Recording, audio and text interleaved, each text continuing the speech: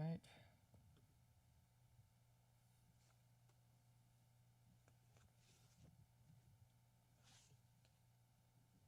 Bum, bum, bum, bum, bum, bum, bum. It should be. There it is. There it is. All right, let's go into. Catch the Craze is partnered with NSC Roadshow. NSCLiveTV.com and Inc. Marketing are proud to present the NSC Roadshow podcast tour. As a creator, come to be treated like a rock star as we take you on a tour with podcasters from around the world. Got a Kickstarter, Indiegogo, or a project you would like to tell thousands about? Come and get on the tour. Are you a podcaster that would like more creators on your show? Come become a tour stop on the tour. Welcome. What's up, George? What do we have on tonight? Tonight on the show, we have Kevin Guillotte. And I don't know if I'm pronouncing his name Probably not. correctly. You probably turn it up. So, Kev, when you get on, set me straight. He's from Inc. Marketing, so we're going to talk to him. Check that out. Check it out. Let's get it.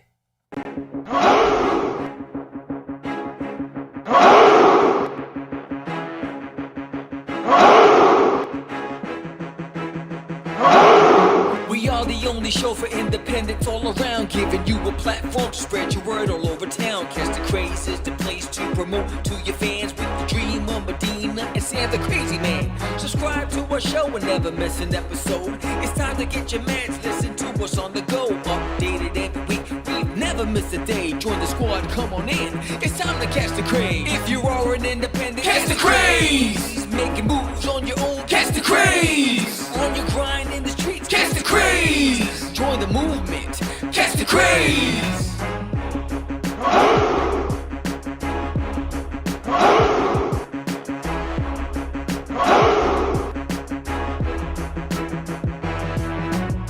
Yeah, George, we did it again. Come on now.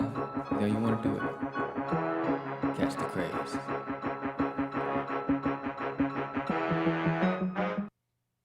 Welcome to Catch Craze Podcast. I am your host with the most, Sam the Crazy Man Vera, and I am with... Woo! George, the Dreamer Medina. And that is a long intro, it feels like, behind the scenes. I know, right? You can't really hear me when the song is on, right? Can you hear it? No, we can't. Yeah, so what's up with that, yo? What's going on, George? Not much, man, not much. Welcome, everyone, to another live episode of Catch the Craze. There's never left. We previously had Frank Forte on the show. We were talking about his Kickstarter that launches next week, which is May 20th. And today, now, in a few minutes, we're going to be talking to Kevin. And I honestly, Kev, I'm killing your last name. I don't know if it's Guillotte or Guillotte or Guillotte. I have no idea, dude. But yeah, I can't wait to talk to him. We're going to be talking to him about Inc. Marketing, which is a marketing company that helps Kickstarters get off the ground and reach goals, make their mark. So we're going to be talking to him about some of his trade secrets, and that should be a fun interview for anybody who's putting together a Kickstarter and is wondering, how the heck am I going to make this go? So he'll be on the show in a few minutes. We'll talk to him. Yes, he'll be on the show in a few minutes. And we'll also be, and you saw the promo in the beginning, he also has the Roadshow, NSC Roadshow that we are part of. So cool in the gang. But we also have our own Kickstarter right now. It's called Catch The Crazees. If you didn't know, now you know. And knowing's half the battle. G.I. Joe. So Catch The Crazees. If you haven't pledged, you need to go out and pledge. It is a great campaign. It's a fun Kickstarter. And we're excited about it. Yeah. We're already on issue number 3, which means this is our third Kickstarter. We're launching a Kickstarter for every issue to help us get it printed and into your hands. So this is our third installment of the story. It will be told, we're thinking in about 8 issues, right? The first arc before it launches into just the Crazies. But yeah, so the first 4 issues are being worked on by JC Grande. He's the artist on the book. So check out the Kickstarter. The link is on here. Go to the page, pledge, check it out, share it, tell your friends about it. And yeah, we are very excited about it. It's been funded, so you're definitely getting the books. Now it's about the stretch goals, and we're trying to get to 50 backers. Because what happens at 50 backers, Sam? What happens at 50 backers? You know what happens? 50 First backers. of all, we unlock the stretch goal, right? Which is an amazing digital print. But you also, you 50 backers, you go into a raffle to win.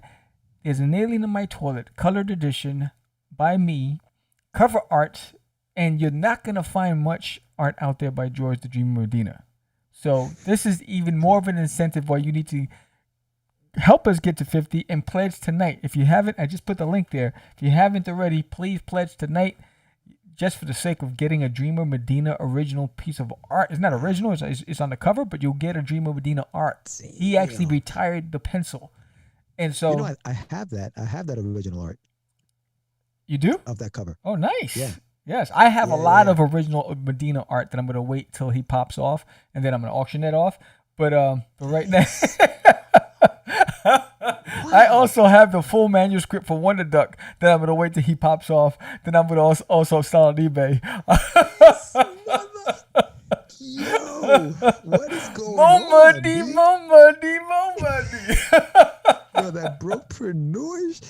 Yo, see? You think that you're friends until you blow up. Yes, and then they try to take all your stuff. Hey, you gave it to me. That's what happens. I gave it to you. I must have left it at your house. No, bro, no. But remember those live sessions we used to draw in my house? I got all that stuff. Yo, this guy's like, yep. I got original Medinas, bro. Limited editions. Rare finds, yes. It's like going into the catacombs and you've seen hieroglyphics. That's what happens when you find a Medina piece. Yo, what the hell, man? Wow, I'm speechless right now. Speechless. Jesus. Yes, it's pretty cool. Jesus. Yes, I know. But yes, so you will be receiving that. So we need to get to 50 backers. So all of our pledges who have already pledged, if you have friends, I know you do, make sure you share our stuff, share that page, tell the people you know, hey man, you got to get this book, you got to get on this. Yes, get down on it. Yes. Yeah, so definitely spread the love. That would be very much appreciated. To those who have pledged already, thank you very much. We are actually going to be rewarding those who have been down since day number 1, which was on Catch the Crazees back in September. Yes. For those who have been backing the project since then, we are calling you, deeming you the super backers. Super backers. Chalupalem. Super backers. Yes. We're going to get some super stuff. So next week, tune in because we're going to be making an announcement as to what you will be receiving for being a super backer of the Crazees for the last, what we got there, for the last three campaigns. So if you are a backer who's backed issue 1 and 2, make sure you back 3 because that is the sweet spot. Yes. You will be getting some cool stuff as a thank you. Wow, that's up close and personal. That's up and personal. It's like hello. What are we doing here? What's going on? So make sure you tune in next week. We're going to be live.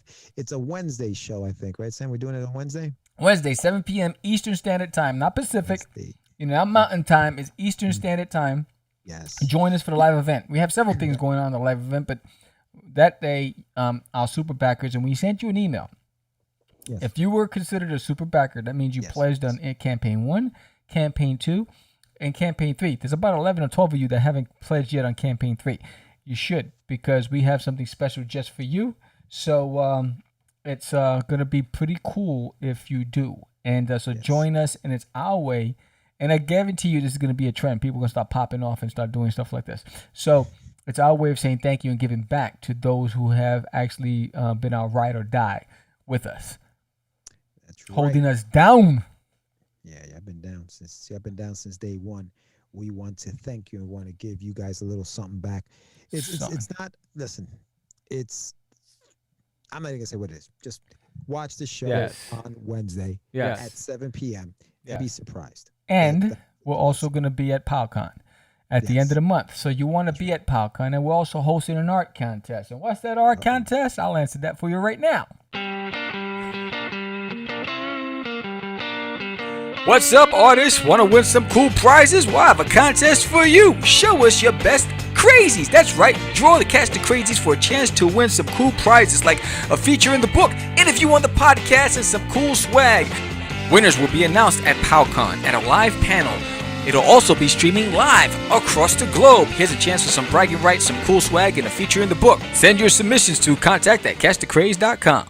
Send your submissions to contact@catchthecraze.com if you want to win some cool swag, be featured in the book, get a copy of the book, and also be interviewed on Catch the Craze podcast, the hottest growing indie podcast on the planet. So, yeah, it's going to be cool. Yeah. And if you are going to be in the tri-state area, if you're going to be in New York and you're in Connecticut, Jersey, make sure you head down to the PowCon. That's May 29th and the 30th. Yes. It's going to be in Wayne, New Jersey. New Jersey. And we're hosting a panel. Your boys are going to be hosting a podcasting panel. There's that image for the panel. That's going to be us doing our thing. It's going to be the first time George and I do a con in over 10 years together. Crazy. How's that going to happen? We're going to be roommates. That's going to be crazy. So join us. We're going to be in Artist Alley all weekend signing books. And if you're looking for original art, I'm taking commissions for sketch cards. And I also have a limited to 9 sketch covers for Forbidden. So I'm taking orders, and my link will go live tomorrow for anybody who's looking for commission art. But I also have a whole book of all the original sketch cards that I've done that you can select from. A lot of famous characters and a lot of my own characters. So that's going to be dope as well. Nice. Yes, it's going to be a good time. I just realized, and this is off topic, today, for all you football fans out there, they released a schedule for the NFL football. Hold on. Yeah. Go ahead. Wait, is he on? No. Yeah, for the NFL football schedule has been released. And being that I'm a big Jets fan, I'm happy to announce that they're going to be in London this year. And that is going to be on the 10th of October. I say that because I'm going to be in London this year, dog. Oh, wow. I'm going out there, yeah. So I'm going to see if I probably going to try to go catch that game, which will be kind of cool. Now, not that it matters, but I just thought I'd bring that up while you're doing whatever it is you're doing over there. No, he the link that because we were testing his camera earlier, and so then when I dropped him out of the room, it probably it won't let him use the same link again. So I just sent him another one. Oh, damn. Yes. Wow. That's what happens in real time. Those things you can't predict. Yeah, that is true. Yeah. That is true. But yeah, so anyway, back to what we're doing for Catch the Craze. So yeah, so don't forget to head over to PowCon at the end of the month. Don't forget to go to our Kickstarter, which is live until the 29th. And that's going to be ending at 7:45, I believe, on the 29th, which is that Saturday. So Saturday. Check us out. What happened? That Saturday. It's a Saturday. That Saturday, baby. Yes. So definitely check us out. Check out the Kickstarter campaign. Check out some of the Kickstarter campaigns that we have promoted throughout the few weeks.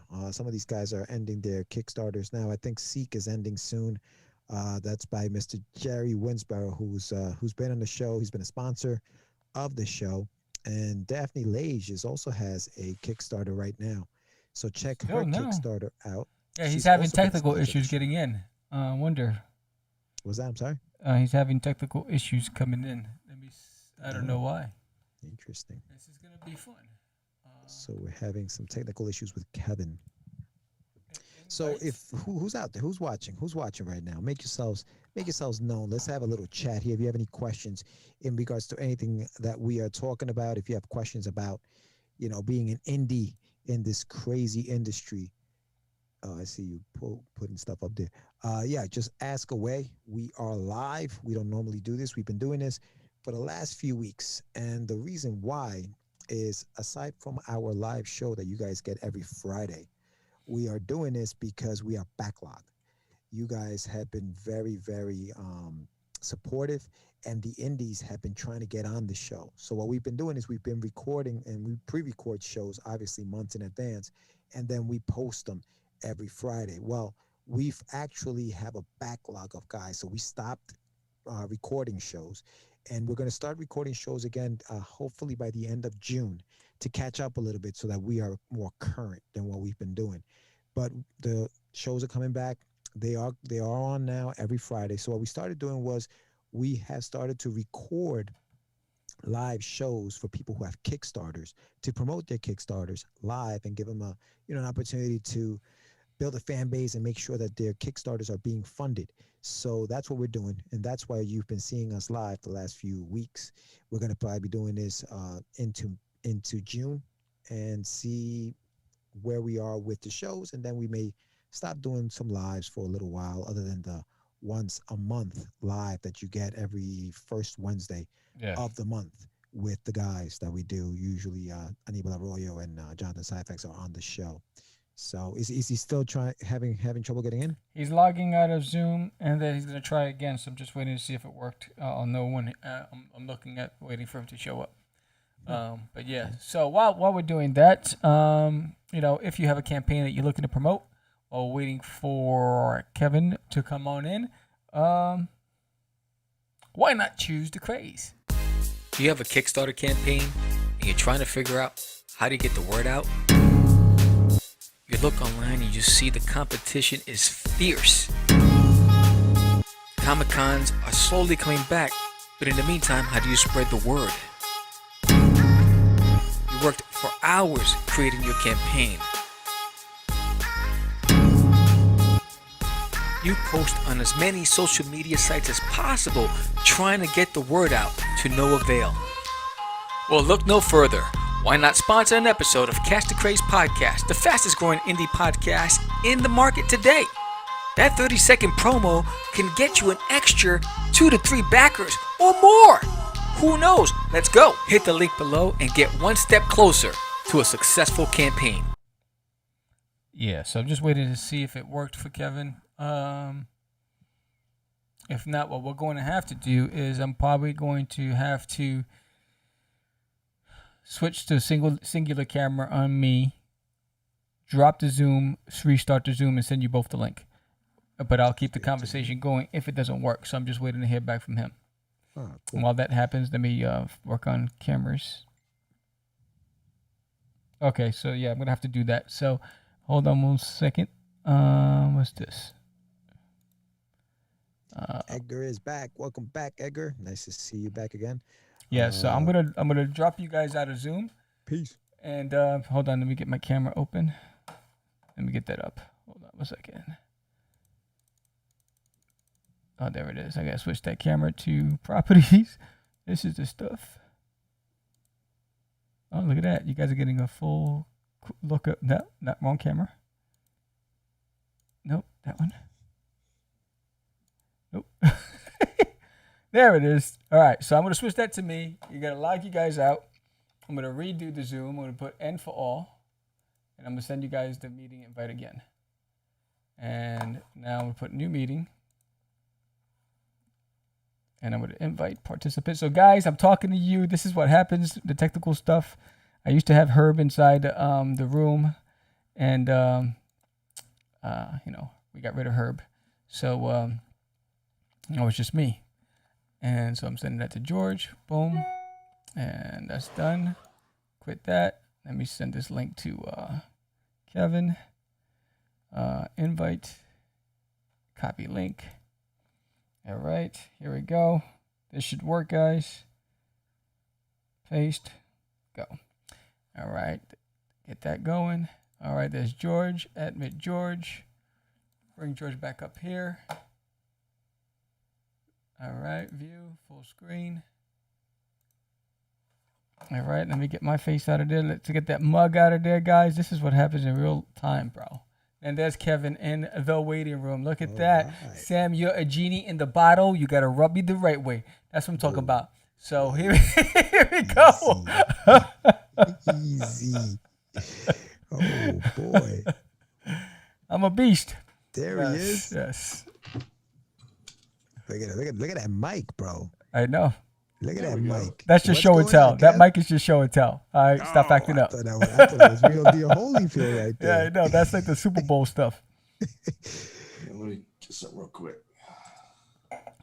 There we go. Now All see right. what's up. No, that's a cool little prop. Oh, that looks nice though. I was like, wow, that's a paperweight. Check out the skull, man. That's cool. Look at that. And it says stuff. You know, I can lip sync too. That sounds like Nice. George.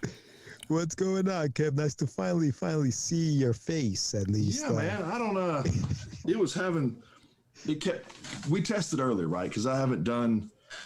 I've got the new camera upgrade to HD here, and I haven't done the zoom with this camera. So we jumped in for a second to check it, and then I pull it back out so you guys could do the other one.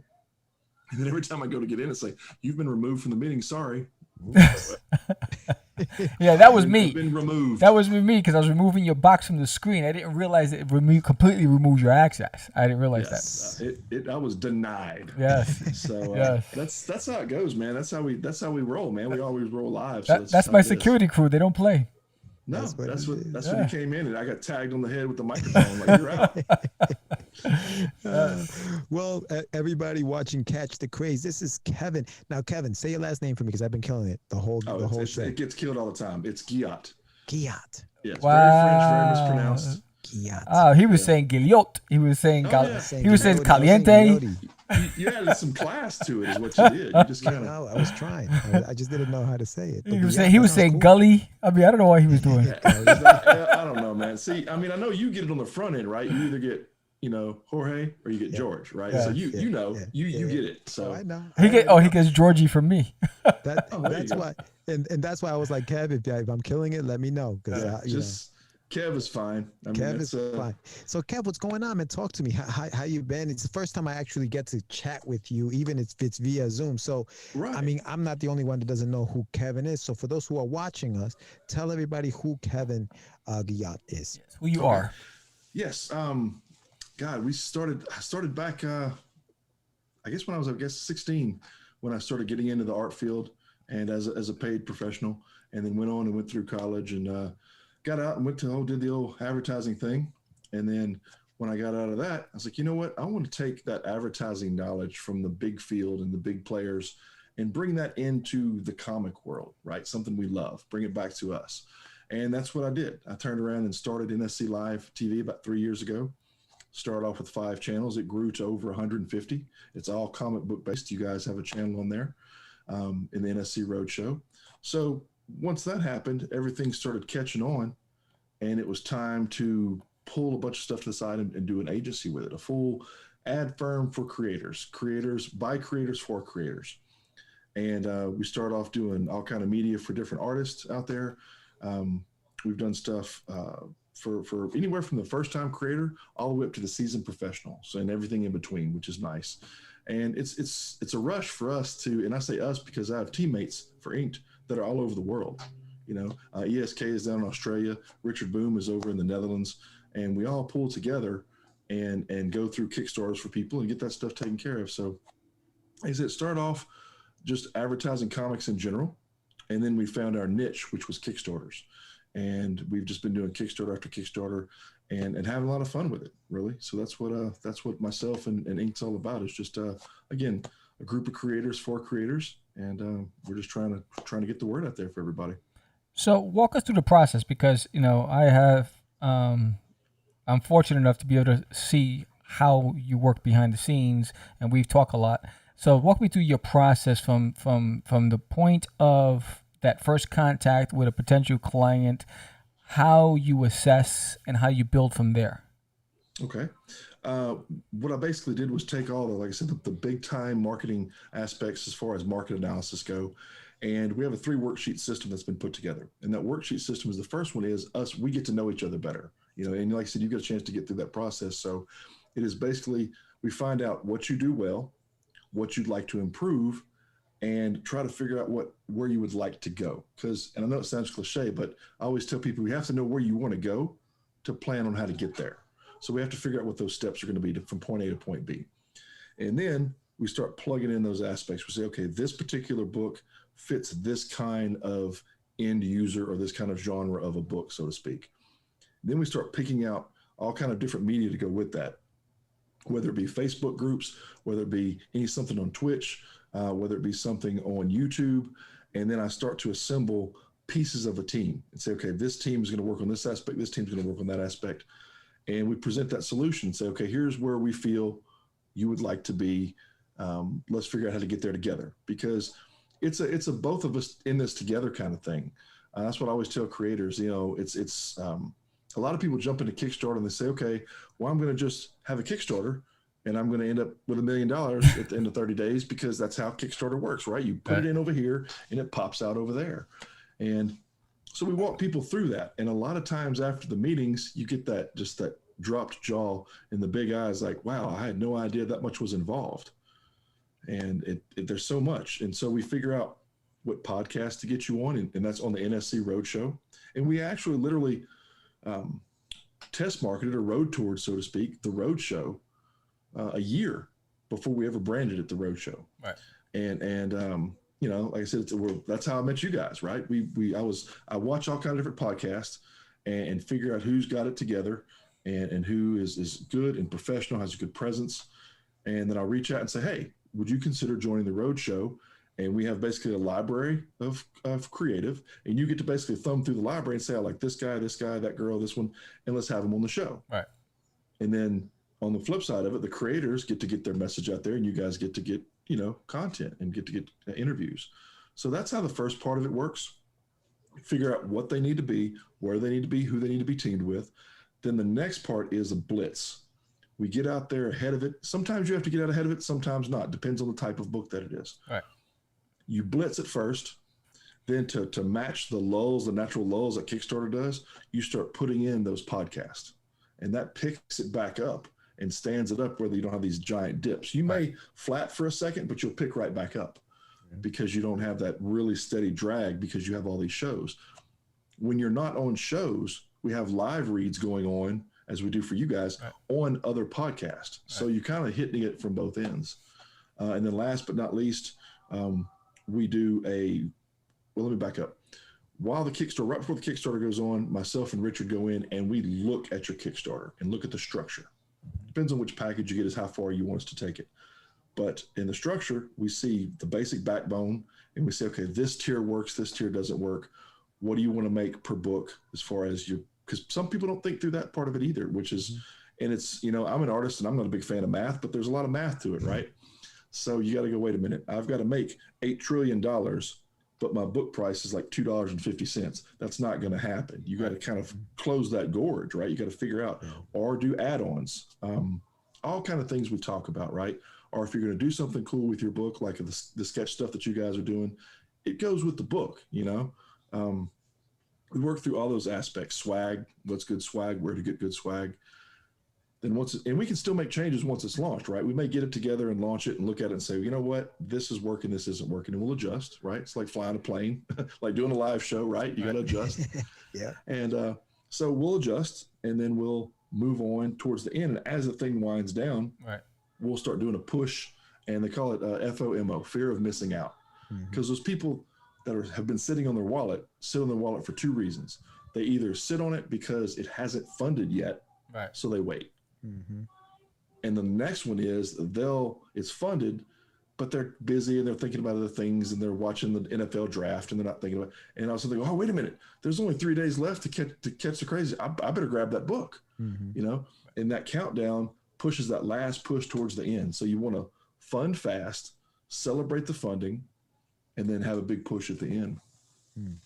Yeah, I love the way you break that down, Kev. When you say blitz, what's involved in the blitz aspect of the campaign? We have, depending on which way we go with the solution, we'll do a mix between the podcast blitz and the media blitz, and that being that we have the live ads running all the time in Facebook, and we'll even build, like we did for you guys, we'll build the video. And because in Facebook, you got flat ad, and you're just scrolling. And when you see motion, you stop for a second. And that's that catch we need. We need to catch them for a second, get their attention, play the video, and then make it easy, some sort of easy brandable link to get them there. Because Kickstarter gives you this, 158 character link, right? Right. Because, and people don't think about that either.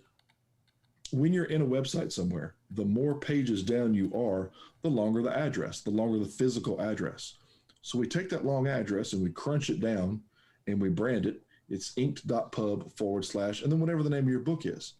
That way, when we're sending out these podcast release and we're sending out all these Facebook release, and we're doing instant messenger to buyers as well. We have a group of people that buy Kickstarters.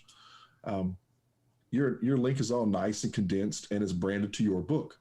So that's the way, and we can track all of that. We can know if it's bought somewhere in Germany, somewhere in Russia, Australia, South America. We know where that viewership is coming from. Right. Right. So tell me the biggest challenge you have when with a novice creator trying to get their book out. Well, and how do you overcome? How do you I guess what was the biggest hurdle you had to get past, and worst case scenario to best case scenario? Okay. A couple come to mind because we've been very fortunate, and I say fortunate the fact that we have a 95% funding rate. Now, as a marketing firm, like any other marketing firm, we're the horse to water, right? So if the water's bad, don't go kick the horse or shoot it. Right. Our thing is traffic.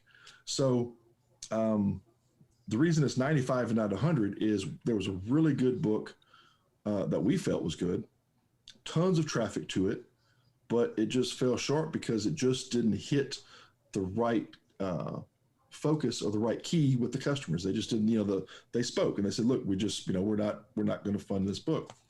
So there's where we have that one. And we're actually going back to that customer. We already talked to them before and said, look, you know what? We want to make sure that book gets made. So, and we stepped back and said, let's break it down even further. Let's look at how you constructed the book, and let's actually do a deeper dive market research and see what was good, what was bad, what was other. Let's get some feedback on this book and see how we can tweak and help launch it again and get it funded for you. Now, in the best case scenario, there's two that come to mind. One of them, well, actually three. The cool thing is to get something funded that probably wasn't going to make it before. Right. And when I say that, not in a derogatory way, right. Just that canyon was too big. Right. There was a young man that came to us, and I don't even know who told him the information, but whoever told him the information set his funding number straight out of Kubrick School, the Joe Kubrick School, at $5,000. Wow. And his book price was very condensed. And I explained it to him. I was like, man, the math behind this is so wide that, and he had already started a few days into it, so we already lost time. Right. I said, okay, let me put my thinking cap on and get with the team and come up with a good solution to fix this. We've used the solution on two different books, very similar in nature. And that was, I said, okay, your style is very Marvel 80s. I said, what did Marvel 80s have? Right. And everybody thought about it for a second. And they said, ads. They had those. I said, but we're not going to do the canned regular photo ad. We're going to do ads in the style of the book. We're going to have the artists that are doing the book create the ads. And that's what pushed him over the top. He got another $1,500 worth of ad space sold, and that put him at $5,500. Right. So even with all that effort and all that, because he was at $400, and then we shot him up and got him like I said, we were at around 4,000, and that last push was the ad space, and that's what made it for him. And how did you land on that concept? What was that? What was that aha moment that this was going to be the one that's going to be the deciding factor for this campaign? Just in going back through and thinking about why I loved 80s comics. And even though I was drawn to them for just the comic itself, I still had a lot of fun looking through all the ads in the back. And that's something I had just done a few days prior to that, pulled out some old books and was kind of reminiscing on some of the ads in the back, the Stretch Armstrong or the, Send in for Sea Monkeys or whatever the ad was. And they're so dated, right? It's the guy making the muscles and the, learn how to draw and all those different ads or Mile High Comics, right? How many of us have seen a Mile High Comics ad, right? So I thought about those ads for a second. I was like, you know what? This book screams 80s for the style. Let's do some throwback to it. Let's go ahead and just get that kind of going again. I said, because there's not really ads in independent books these days. Right. And the argument to that, some people said, well, it affects media mail because there's ads in it. I was like, well, if you don't get funded, it don't matter if it's media mail or not. I mean, are you gonna change your shipping price based on funding or not funding? There's all these factors involved. Right. So that was the aha moment. That was just flipping through an older book. Flipping through an older book and saying, you know what, this is something I think will kind of make it reminiscent of the old days. that ad space that was sold there, Kev, was that like an additional tier that you added, or was that something that was you were basically putting just ad space of the book itself into it, and all of a sudden people just kind of gravitated to that? It was an ad tier we added. We added two different ad space tiers. And I went ahead and explained to him about pagination and told him how to add the pages. That way the front of the book could be a thank you and the back of the book could be the ads. I said, that way you kind of get both. You thank the people from the campaign.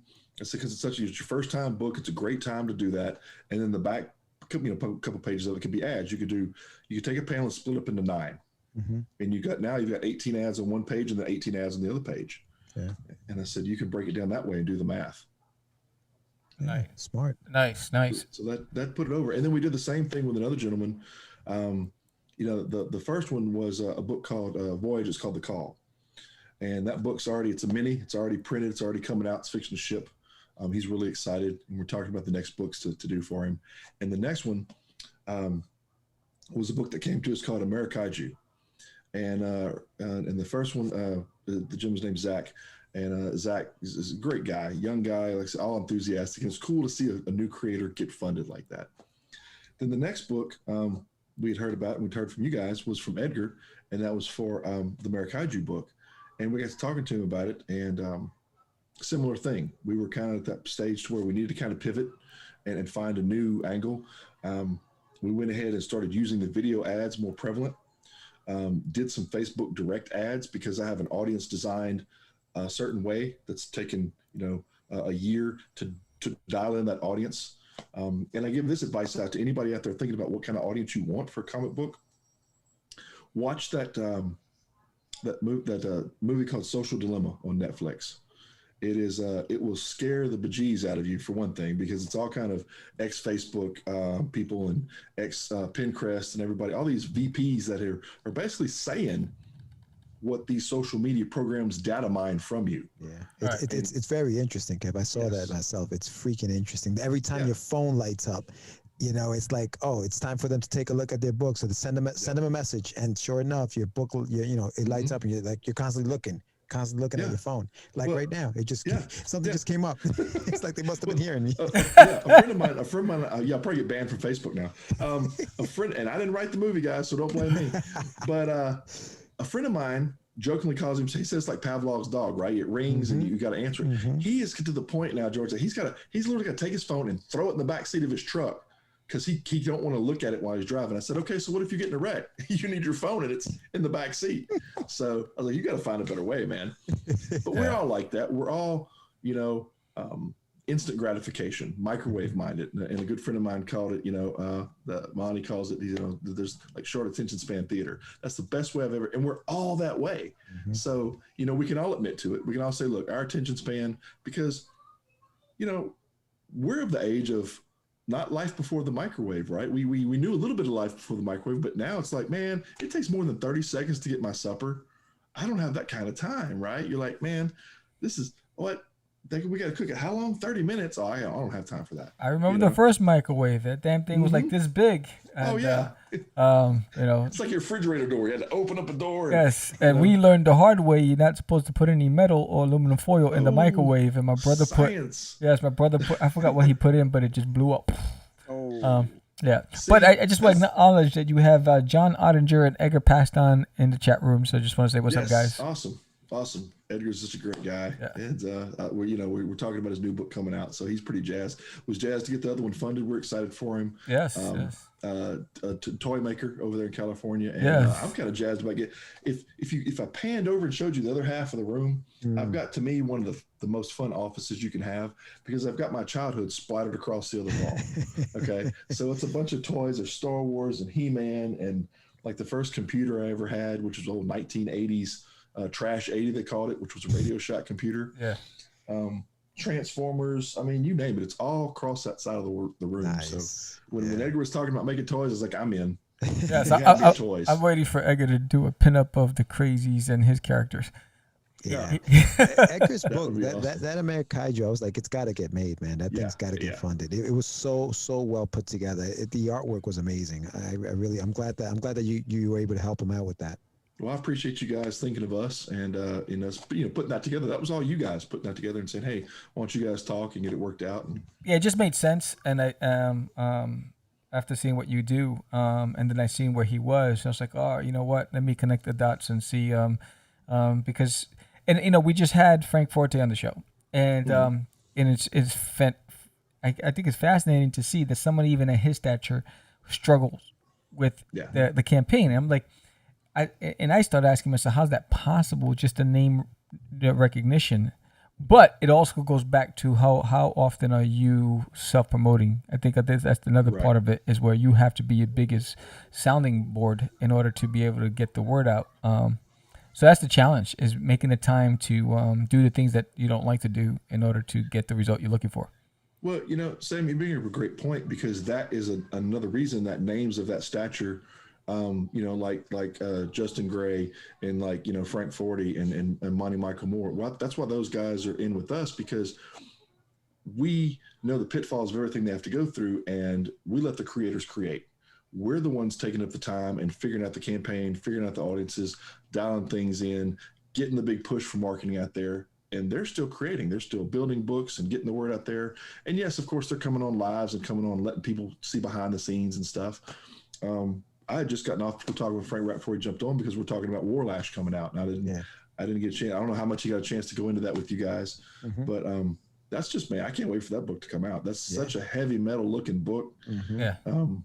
It's that's going to be a fun one. That cover alone looks freaking fantastic. He was talking about the art. He can't find the artist anymore. Like Andy Hall is the artist on that cover. And he's like, I don't know what happened to this guy. Like, I can't find him. But that cover is so freaking good. I just wanted to take a quick moment. John Ottinger's, you're watching the show. Your pinup is coming. He won a pinup on one of our live shows. Awesome. We did a raffle, so his pinup is it's on its way. So it's coming to you, John. But go ahead. I'm sorry, I just had to. No, man. Do what you got. Man, I so know the aspect of lives. We'll either have a dog bark in the background, or we were talking about how busy we were one day, and I think we might have been on. I think Sam might have been on that show guest hosting that day. I think you were tied up doing something, and because we were gonna have both you guys, and then Sam came on, and the phone rang. Like, I said, man, we're so busy. I'm sorry, we're running a little bit behind, but in the phone, and you can't plan that kind of stuff. No, and we just kind of looked over the phone. I'm like, I'm not gonna even say anything. That's just how that goes. Yeah, exactly. So when last I noticed that like you have like 10 campaigns at once. So how do you guys manage the time when you have that many campaigns at once and clients? There is, because of teams, everybody kind of has their own team and has their own client. And we're not all fishing out of the same barrel, so to speak, because the books are different in nature. So one of the things I think that we thrive at and what we do well, and I say that modestly, is find our ads and our campaigns match the essence of the book, match the look, match the feel, the branding's there. And we're not going to brand, say, your book in the same genre or the same place we would market a vampire Western book, right? So there's different audiences involved, so we can do that. Plus, there's all kind of things that we build everything ahead of time and stack it. And you can do lots of stuff with, there's probably 20 different programs out there. Buffer's one of the best ones, that you can load them all in a jukebox and have them drop at certain times, and you pre-program that out like you would do a TV or radio schedule. So that's another way that you can do it. We launched 3 back to back before, which we just want to see if it could be done. And the stress going into one, so we just carried that stress for 3 days straight. So nice. Yeah. So we do stuff like that just to test to see how far it can be done. We tested the beginning of last year when things started getting shaky with COVID. We even wanted to see if a digital CyberCon style cyber event could be done. So myself and another gentleman got together and we brainstormed and said, okay, we're going to call it CyberCon. You can look it up to this day. And we launched it. We ran 56 straight hours on Facebook. Wow. And that the way you have to do that, because the limits of Facebook time, is pass the baton to each other to keep the time going. Right. So we had to do a lot of planning, and when one of us would need to take a nap, we'd pass the ball to the other one, and they would take a show. And if we all need to crash for a second, we'd put something canned up there, like Stan Lee's last, panel or something. Yeah. And we had cosplay events, we had people selling books, we had, creatives coming on. And that's how I first got a chance to talk to Monty. Was he was in one of the last panels we had, and that's where we talked back and forth. And he was telling me about Local Hero on the panel, and kind of like you're talking about Edgar's book. I was like, man, that book's got to get made. Mm-hmm. And he had been a cover art, he's a Renaissance man, paints, sculpts, you name it, he can do it. Yeah. And I said, man, you got to make that book. And he's like, yeah, he said, but I'm going to be a creator this time and not the cover artist. So it's kind of a different. I was like, man, we got this. We'll make this book. And it just did gangbusters. I mean, we did a ton of market research for him, presented a solution. That book did $50K on the Kickstarter itself, did another 6,000 in commissions, and launched a multi-tier deal to where we just got through doing Blood and Bullets. And there were 670 backers for Local Hero, and it hit at 2,016% of goal. And now, after that, Blood and Bullets topped it at 679. Total different book, PTSD, survivor, army hero, female, and then now we have a Blood and Bullets, which is the Western vampire book. And that book just went to 679 backers, so it topped it. Yeah, that book killed it. That really book killed it. It's beautiful. Now, Kev, so once the books, make their goals, they're funded, do you guys have any involvement in now fulfilling the pledges? You have 679 pledges now that you guys have to send, or I don't know if you guys do it, but that packages have to be sent out. Do you guys work with the creator in that aspect, or you guys kind of like, all right, we got you funded, now you guys kind of have to figure that out? Well, it's funny you should ask that, because we've got asked that question probably 18, 20 times in a row with new customers coming on, just back to back to back. They're like, hey, do you know a good printer? Hey, do you know a good fulfillment house? And we don't do anything halfway. We want to make sure we can do it right and do it well for the customer.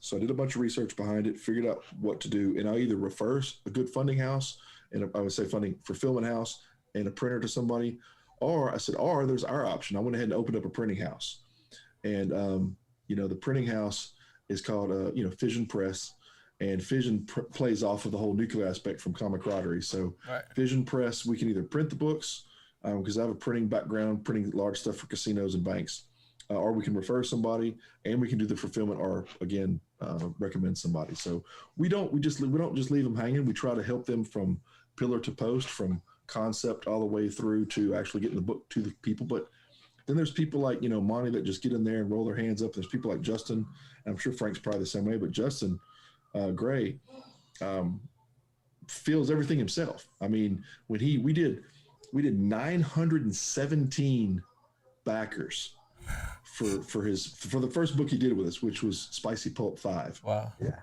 Blew his last campaign out by like $8 or $9 grand. Mm-hmm. And he's fulfilled all 917 himself. I'm like, literally set at his kitchen table and backed it, put it together, and shipped it out. Yeah. And it took me 2 days for 68 people. Imagine. Oh man. Wow. But like I said, to us, whether you get 35 funded or 935, it's just the thrill of watching that book come to life. Yeah. So that you said something earlier. You said you have a strategy for every phase of the campaign, and then so how do you know when it dips, the lull? You call it the lull. When it dips, what strategy that you need to work in that period? Well, there's a couple different ways. One, we either tune up the volume a little bit on the amount of exposure going out, or we add more live reads to it. It just depends on where we feel it needs to go. And we'll sit down and talk about it. We'll talk with the creative about it and say, look, it's not dipped yet, but it's leveling out a little bit. We don't like it leveling for more than a couple of days because the clock's ticking. Is there some stretch goals, or there's some things that you guys can throw in that say, okay, if we get to this amount of goals, we can bring them more. So stretch goals, even if you're not funded yet, or even if you're funded, stretch goals are a great way, a backer stretch goal to get people to pull to the next level, or bring a friend. If you've already pledged and you bring a friend, throw them into some sort of raffle, they can win original art or something. and there's all kind of different techniques, but it's just kind of really tailored to the campaign itself. Right. Okay. Hold on a second. And so if that strategy doesn't work, then what do you do? Then it's back to kind of that whole social dilemma kind of setup, to where we've got the audience set off to the side, and we'll drop money and we'll get 8,000 to 10,000 views from comic book people for that ad directly. And that's just a funded part. That's another boost to go. Right. But again, like I said, that's an audience that was designed over time. Because some people just, when they go to do Facebook ads, they say, "Oh, click America, click," Right. And you got people that are now, that whole concept I got to thinking about when I got in the hospital beginning of this year, because I really tuned into that, how much what you say is what they're listening to, is to what they put in front of you. Right.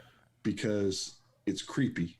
And the fact that I was in the hospital, my sugar spiked to 590. Like to took me out, but so I'm in the hospital. It's COVID. My wife can't come visit me. She had to stop at the emergency room. I'm on my own. I had 5 days of soul searching, right, to kind of figure out, things in general. And I can't talk to all these people that are asking, how's he doing? What's going on?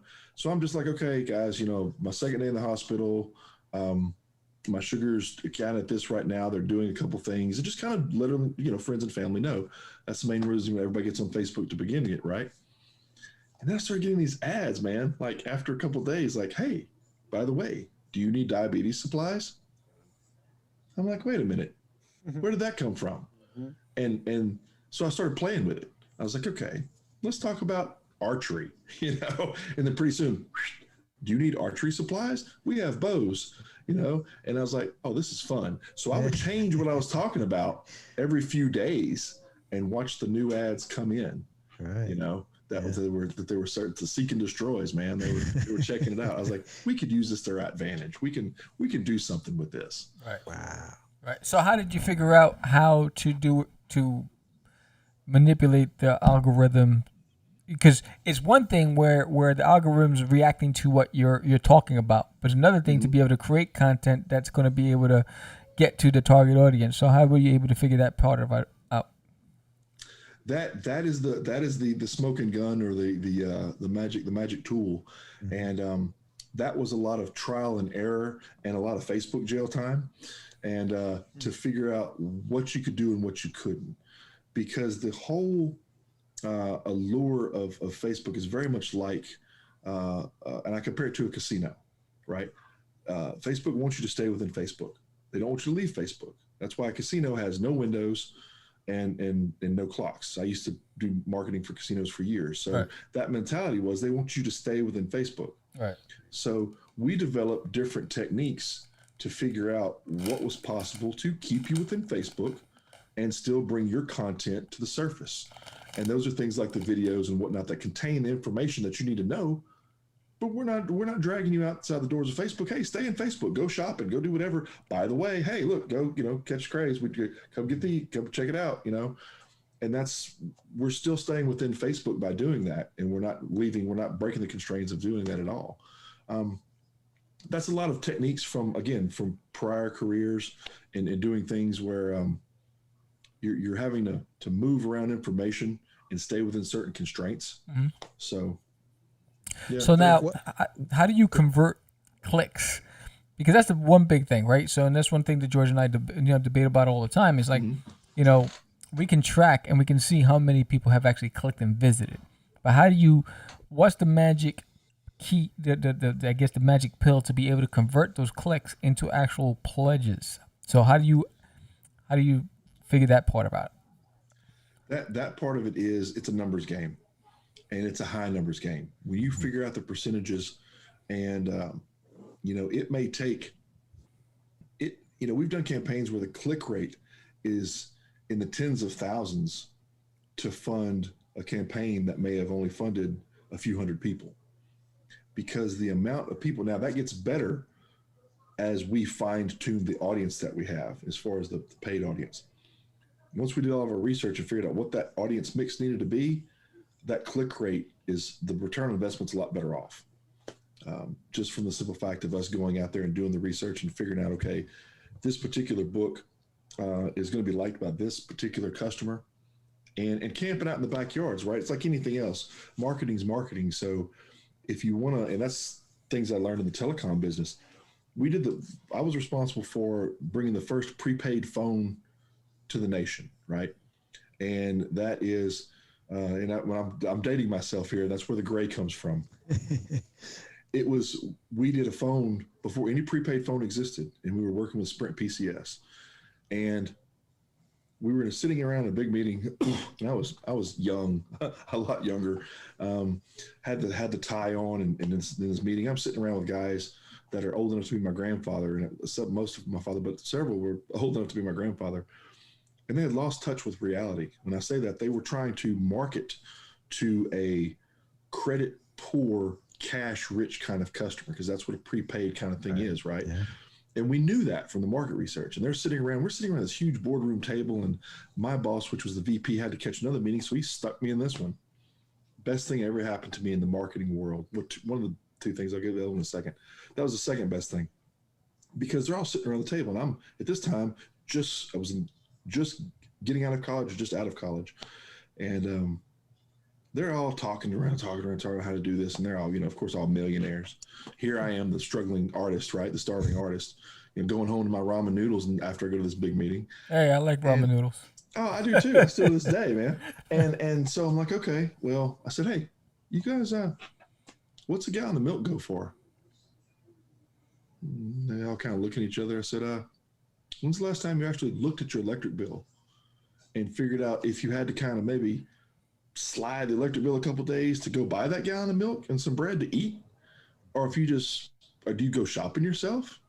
And they started shaking their heads, and I was like, so you don't have any idea what your customer goes through. I am your customer. Fresh out of college, young, don't have any credit built up yet. I'm the guy that you need to be marketing to. So I came up with the marketing campaign for it, and we did great with it, and did all kind of great numbers, and sold the phone. But that kind of mentality really made me think about how the end user is. Who is the person in the crowd that you're trying to get to? Who in there do you want to market to, right? And how to get to that person.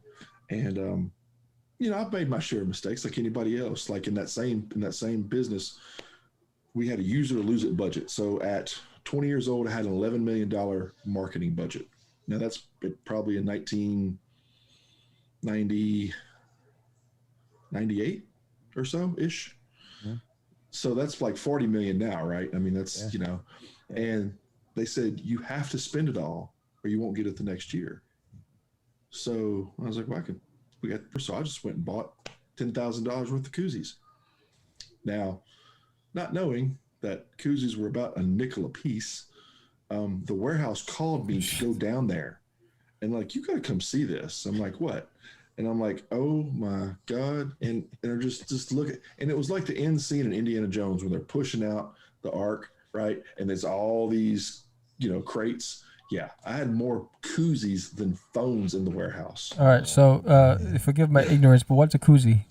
You slide it over your beer or your okay. It keeps it cold. Oh wow, well, that's crazy. Yeah. Now that might be like be a Southern thing and not quite a New York thing. So we'll have to work out the dialect there. But don't worry, I'll ask. Cold. I'll ask. No, I'm glad you did, because I mean it's so funny because I'll talk about certain things, and I mean I'm as Southern as the day is long, obviously. So I'll have to kind of define things sometimes. Or I'll talk with Richard over in the Netherlands, and he'll talk about rebuilding his house, and he'll say a tool. I'm like, what was that? So he'll go get the tool, and he'll show me. I'm like, oh, we call that a caulk gun. He's like, that's not what we call it. Yeah. So it's always fun to to do those. So Kev, I'm interested in. I mean, you have a obviously a rich background in marketing.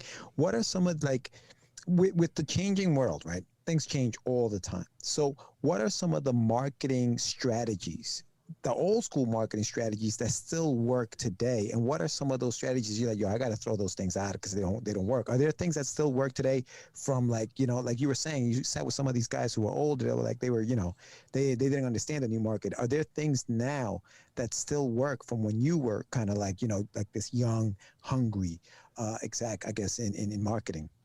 Yeah, the fear of missing out is the one that comes to mind that's still around. Wow. Because people don't want to miss a good deal. And they'll go through a lot to do a good deal. And that kind of brings me back to the when I was talking about, there was two things that really stood out to me in my mind. The first one was, it's all semantics sometimes. It's in the wording. Because, and I figured this out when I was 15 years old, stocking groceries. So I went from a 15-year-old stocking groceries to 19-year-old selling multi-million-dollar stuff. So there's a large learning curve in that. Yeah. So I'm stocking, tuna fish of all things, tons of it, almost as much as koozies, right? We had tons of tuna fish everywhere, crates of it, and they were 25 cents a piece. Well, you change the 25 cents a piece sign to 4 for $1, limit 10. You can't keep them on the shelf. It's merely semantics at that point, and they're flying off the shelf. I'll give you another one, and it may be. I've talked with other people. I live in the North now. I live in the Pacific Northwest, so I talk with people about marketing trends in different parts of the world and the nation. And people want to stick it to the government is kind of the thing. So we had a thing back in the South where they do this. Whoever came up with this is a genius. They said, tax-free weekend at 4th of July sale. Okay, well, taxes on average are about 10%, right? Give or take, depending on your state and your federal. That's only 10% off of whatever you're getting. That's nothing, right? People want 50% off or 25% off to just get out of their car and go do something. Right. Man, these people are buying zero-turn radius lawnmowers, freezers, deep freezes, barbecue pits, these big-ticket items, and they're like, yeah, I stuck it to the government. Okay, you save 10%. Yeah. Good job. Yeah. Wow. And I'm blown away by that concept. But yeah, the fear of missing out really sticks around. That's one of the things we use. The other thing is the behind the scenes. I always tell people when we're structuring a Kickstarter is share. People, you always catch yourself, right? And I always use myself as an example. I'm a big fan of behind the scenes stuff. I watch the behind the scenes of how they made Star Wars or how they made some sort of movie, right? It's because we're creative. We love that. Yeah. People love that too. They love to see the sketches. They love to see your writing styles. They love to hear what goes on up here and how it goes from here to the paper. Whether it's either writing or the art, either one, they want to hear about it. If we had this interview reversed, I'd be asking you guys. I'd be asking, okay, Sam, what inspires you for the covers, and George, where do you get your inspiration from? Yeah. And that's the same kind of thing you got to think about for your people out there. Like, what would draw you in? What would make you want to buy a book? Right. Yeah. So that's one thing you got to ask yourself when you're doing this, and that you'll find some answers just in doing that. Yeah. Nice. It's interesting how simple it gets, right? Like when you simplify, like, duh, it's like, why didn't I think of that? But yeah, you're right. I mean, part of marketing is that, right? It's like, but there's a difference between perspiration and inspiration, right? So I think what happens is, everyone's inspired, but the work involved, which requires the perspiration, that's where people pause. Because when they realize, I don't really want to put in all that work, or I don't really want to have to do that, what can it be quicker? Why can I get to the finish line faster? And a lot of it is just shortcutting it. No, you can't beat sweat equity, and I think that's where the challenge comes from. What advice would you give to an unknown who just created a comic book and wants to start a crowdfunding campaign? I would say, for one thing, do your homework. See what books are like yours and how they're doing. And I heard this from somebody else. This is not something I came up with. Someone told me one time, if you're just getting into it, take your book to your local comic shop and compare it to other books and see if your book is of the same caliber. And you can do this with a 5-page sampler book. And if it's not, go back and keep finessing until you feel in your heart that your book can hang with some of these other books. Right. And I still love the fact that, like you said, even the seasoned veterans are like, how do we do this? We know how to build the book. We know how to make it look right, but how do we get it? Like you ask, how do we get it from here in the hands of the customers? And that's, that's what I tell people. That's where we come in. That's where we've been there, done that. We've moved all kind of merchandise, all of us of the team, like I said, from everybody in Inked. And I say, just go for it, because the same thing I told Monty, the same thing I've told others, you gotta just go for it. You'll never know, because I credit my wife for the whole concept of the sign you see above my head, which is NSC Live TV. Yeah. I was searching for books. I was working in Colorado at the time, and I worked a 2-week on, 2-week off schedule. And if we're not hiking or going through the mountains, I'm just searching for comic books and going to shows, and I'm searching on Facebook for a good live show to get some books. And I couldn't find hardly any good ones. Talking to a buddy of mine, he was having the same thing. I told my wife about it. She goes, well, you know marketing and computers. She goes, just build a better mousetrap. That's why she's my general manager, because I was like, you know what? I think so. So I got out there and, like I said, started with the 5 channels. You know, a year later, it's topping out at 150. Then it went over to 200. I kind of did some quality checks and brought that number back down because some of the shows just weren't where they needed to be. And then the whole thing with Inked, pulling Inked out from underneath it. Now Inked is fixing to hit my personal goal for you guys. And that personal goal is we're in 7 countries on 5 continents right now, right? And we're fixing to hit our 8th country here in just a couple days. That's phenomenal. That's just phenomenal, the way we've been blessed and embraced and how we can do that for people. And the fun part is, here shortly, we're about 10 grand shy right now of producing for customers, helping raise $250,000. Nice. And that was what my personal goal was. It wasn't an advertised goal. I didn't say make it or break it, but in my heart, I wanted to be able to raise, as Inked and the team of Inked, raise for you guys as creators collectively $250,000 by the end of this year. Awesome. Good for you, man. Good for you, Kev. So and then just go for it, man. You got to go for it. Absolutely. One final question for me, Kev, is how soon should a creator reach out to you guys to get their Kickstarter going? In other words, if they want to get their Kickstarter going in, say, June, when should they have reached out to you to get that thing kind of going and moving towards that goal? Yeah, that's a great question. And that's, I'd say, back it up about 6 weeks. Okay. And a lot of people go, wow, that long? I say, well, it takes us about 2 weeks. You know, there's time there to come up with the plan or the solution. There's time in there to generate all the ads. And then we'd like to try to get a month in front of it at minimum. Now, some campaigns don't require a month if it's someone that's done it before or been out there, and we can kind of springboard off of their existing clientele. That's one aspect of it. But if they're brand new, green as grass to the market, I would say at least a month before get out there and get it done. You know, that's 2 weeks for us and a month before the campaign to get it done. And we also like to talk about at the end of the campaign, when you're doing fulfillment, as we brought up before, you need to make sure it's the ABCs, always be closing. You want to make sure as you're wrapping that book up and you're sitting at your kitchen table, you want to go to Kinko's or somewhere like that, take your Rima paper, bright green, goldenrod, something that's going to be catching, Xerox it off with your new stuff coming out for the next book. Yeah. Mm-hmm. Yeah. It's captive audience. You have them. It's cost you not much if you're, Xeroxing it. Absolutely. Yeah, so we have a question from John. He says, any tips on selling comics on Comixology? Man, that's a tough one. That's like dropping a pebble in the ocean, because it's Comixology. It's a great concept.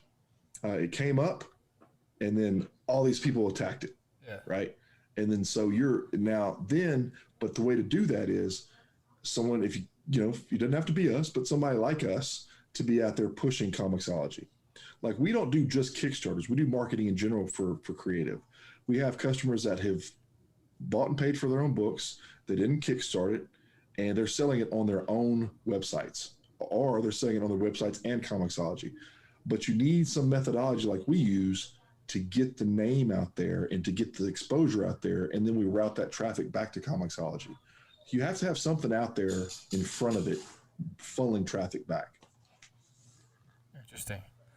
I mean, it's pretty fascinating stuff, and that's the reason why I wanted to have you on, to answer a lot of questions that indies have, because sometimes there's like delusions of grandeur. You see what Brian Polito's doing, or Jeff Smith from Bone, and what they're bringing in. They don't realize that they have name recognition. They've built that foundation from years and years of work and consistency. And so, as an there's unknown, nothing shortcuts that, man. no, as an unknown, you have to work a lot harder, unless you partner with an organization like yours, that can take that strain away, so you can focus on what you do and create. So I wanted them to hear from the horse's mouth, rather than hear from us. And another thing too is, I always go back to someone saying something good about your creation is better than you saying something about your creation. That's the liquid gold. There is the testimonial side. And going through the list I have in front of me, if you go to, inked.marketing, you could take a look at the services we have. You could take a look at some testimonials. The best thing I say to do is just go to the contacts part and just fill that out real quick. It's easy, it takes seconds, and just ask for a solutions guide. We have a 17, 18 page book that goes through all about what we just talked about, how to get from point A to point B, and how we can help do that. So some of it's just tips out there just for creators in general. Some of it's like, hey, we can do this and this and this based off these packages. Now, the great thing about it is the book I mentioned a while ago is called The Rogue. That's through Demon Inked with a U, Demon, DEMUN, Inc. And you go right to that page and you're pulling his books. There's also the cool kind of stuff, like you have to think about, what's fun is to figure out all these different aspects. Like Anui right now is a book that's selling out of Hawaii. Awesome story, awesome as far as it's all a creative team based in Hawaii. But again, they're in Hawaii.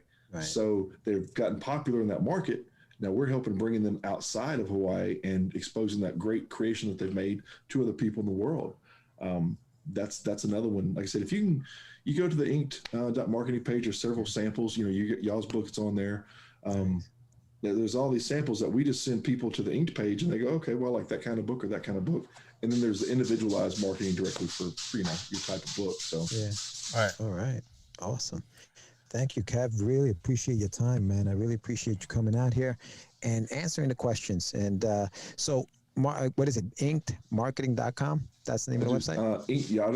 I went ahead and bought the marketing side, so there's no .com to it at all. It's just inked.marketing. Oh, sweet. And that brings you right there. And you got a second for me to run down through some of the ones that are out there right now? Yeah. Sure. You got, go for it. Yeah. Right off the bat, make sure you tune in to get, grab y'all's book, right? Catch the Crazees. That's when you guys told me the concept of that book, I'm like, oh, I got to get in on this. That's a cool concept. And we've been talking up, and I talked to a couple people this morning, and you should be hearing some more from the NSC Roadshow about getting on with some other podcasters. Like, what podcaster's not going to do good for another podcaster, right? You guys got to get in there and fight for these guys, man. Yeah. So get off your heels and give them a call. We just had Billy the Kid finish for Justin Gray. We just had Blood and Bullets finish for Monty. Rogue is the book I just talked about for Darren. Mercaju we talked about for Edgar. Anui is the one for Chris over in Hawaii. So if you do inked.pub/Anui, that's ANUENUE. Nefarious Smiths, what can I not say about that, man? That's your kind of tag team in that similar style, similar fun. Why can't a villain catch a break, right? So Diggins McDougal, love the name. McDougal, Diggins McDougal. That's just such a cool pen name to have. That's awesome, man. Doug is awesome. I was like, Doug, you just crack me up. And Doug's fun just to talk with. Oh, dude, he's great. He's great. So animated, right? Yeah. He's just awesome.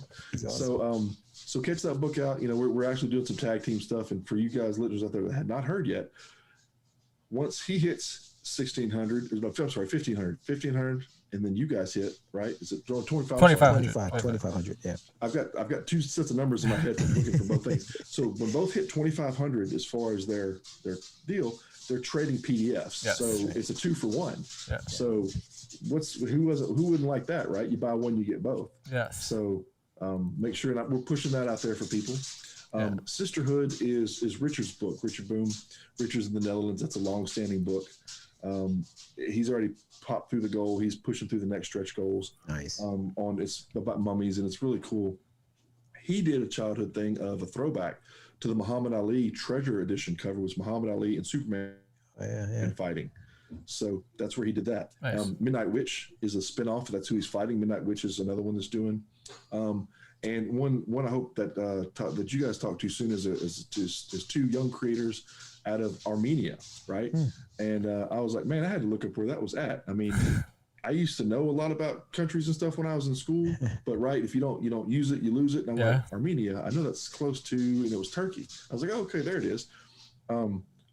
Great set of creators, young creators. That's the two girls? Yeah. Yeah, I watched that show, yeah. Yeah, that's Nelly and Ina. They are a hoot to talk to. Man, I wish I had that much energy and was that driven at that age, man. They're just like, they're going to be a force of nature in this business. That's awesome. So Another Me is the name of their book, inked.pub/Another Me. And then right off the back, Warlash is fixing to come out for Frank 40, which you guys just talked to him about. Yeah, and then and Minnie is another book coming out right behind that from a gentleman in Australia, Morgan Quaid. And it's inked.pub/ENMITY. And that is where, the devil just takes a break. He's like, you know what? I'm just going to just chill for a minute. I'm going to let things just go what they're going to do. And I'm going to go out and just have some fun. So things go awry when he kind of backs away and gets away from it. So nice. Lots of different, like I said, none of these two books, except for y'all's two, are similar. That's why we paired you guys together. Everybody else is kind of doing different things. So that's how we can do 10 or 12 books at once and nobody's having to fight for attention because they're all out there. Yeah, no, good for you, man. Excellent work, huh? Yes. Thank you. And I'm glad, George, I get a chance to finally face to face with you, man. Seriously, man. Seriously. We're typing back and forth all the time, and well, he's always in that closet. That's the problem. I don't go. I feel I'm safe in here. I feel safe.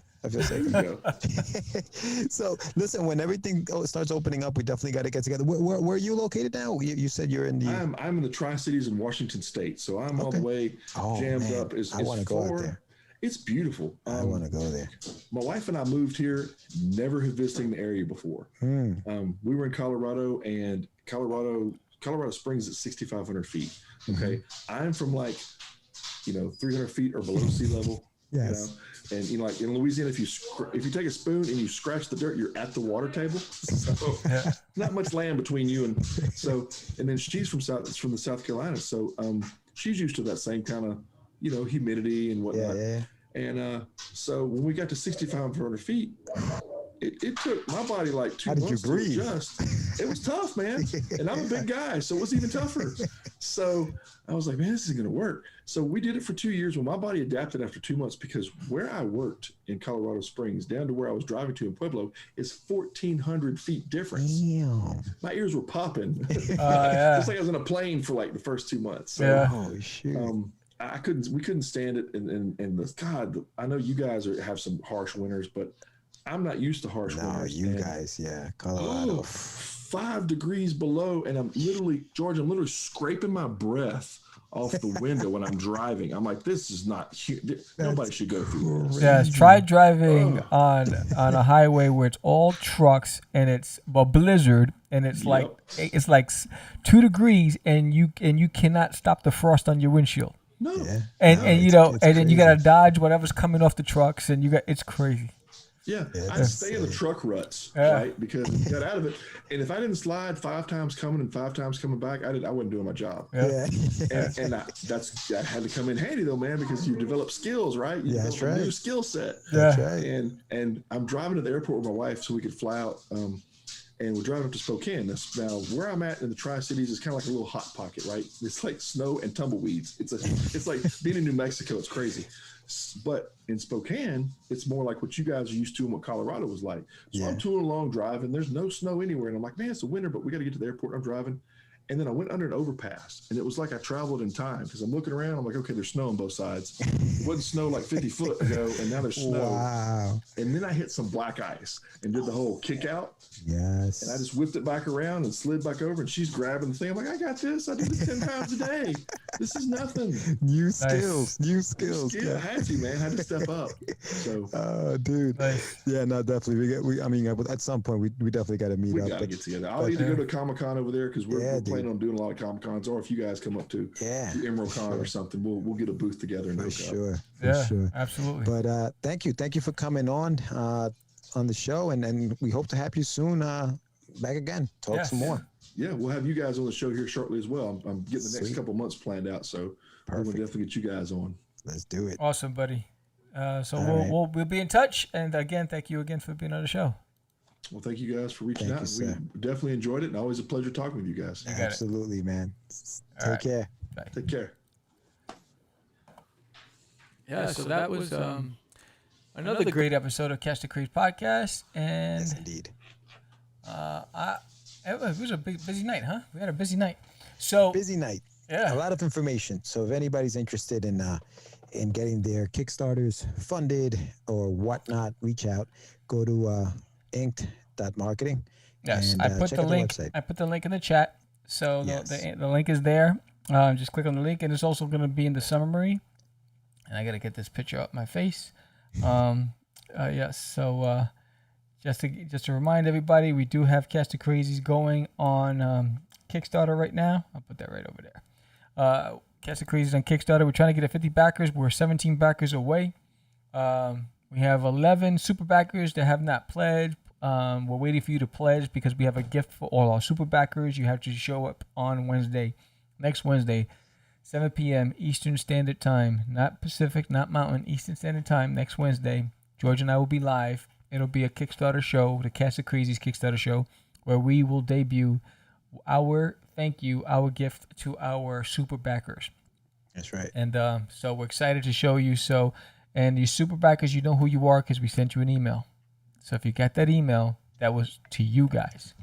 So that's going to be pretty dope. And for everybody else who's new to the craze, we'd appreciate if you do support us and pledge today. That's right. That's right. And don't forget, if you're watching this, make sure you subscribe to the channel so that you do get the alerts when we go live. If you are a subscriber, hit that little bell. Yes. And every time we have a live show, your phone will light up with the announcement that we are going live, and then just come on and, sit back, chat, relax. We like to acknowledge everybody who's on the chat room as much as we can. Sam did a good job today with the questions. So make sure you come in. It's very interactive. It's fun. We have a good time. So make sure you subscribe. Hit the like button and comment as much as you can. Yeah, right? so thank you, Edgar Paston, and thank you, John Ottinger, for joining us on this live show with Kevin. How did he pronounce his last name? Did you remember? Was it Guillotte? Mm-hmm. Okay, I hope so.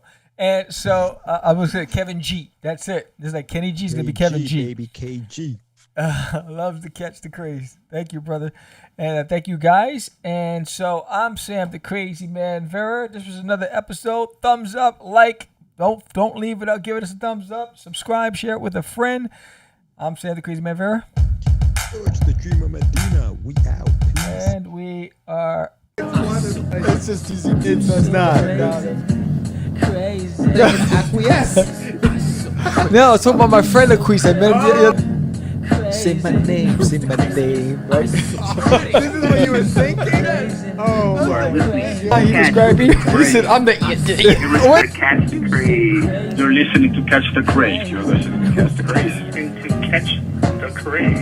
You are listening to Catch the Craze. Catch the Craze. You're listening to Catch the Craze.